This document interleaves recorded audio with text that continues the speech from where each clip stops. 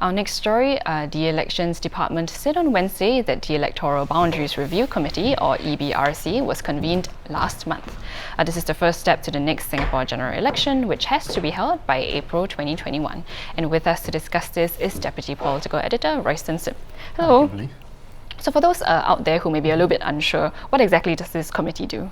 So the committee is basically in charge of reviewing the current electoral boundaries and recommending changes to the GRCs and to the SMCs, taking into account population changes, in the various electoral districts.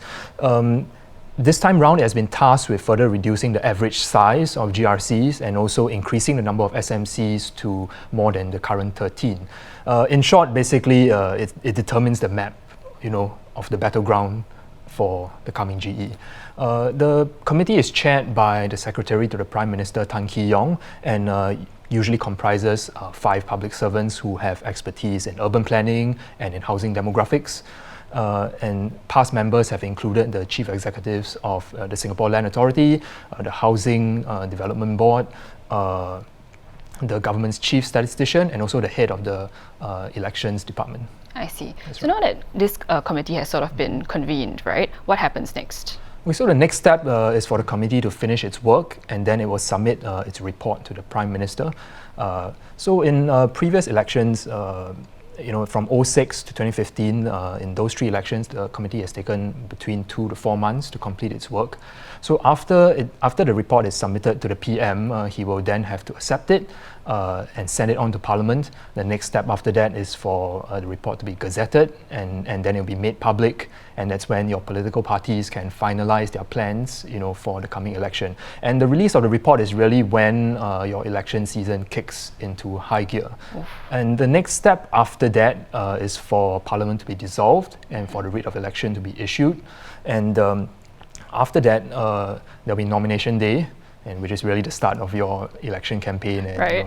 It really is a frenzy from then on. It's typically lasted about 9 to 10 days in the past, and next after that is cooling off day, and then finally polling day when Singaporeans head to D-Day. vote. That's right. It's the voting time. Yeah, that's right. So with all that in mind, right, when do you personally think we can expect the Singapore general election?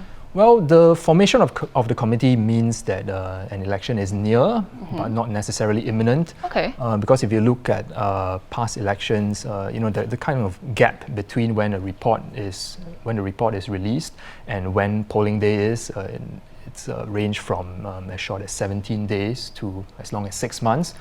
So there's quite a bit of variance there. The political analysts that we've spoken to this round think that 2 windows are more likely than the others. The first is December, because they think that holding an election sooner would, give the ruling party an advantage in that the opposition parties would have less time to get ready and prepare. And also the other thing is it might guard against, sentiment on the ground worsening in the event that the economy takes a further downturn. Those who think that the April to May window is more likely think so because that is when that will be after the budget. So the government's budget typically takes place sometime in February, and then it breaks for a week, and then they debate the government's budget for 2 weeks, and it usually concludes before the March holidays, just before the March holidays. Right.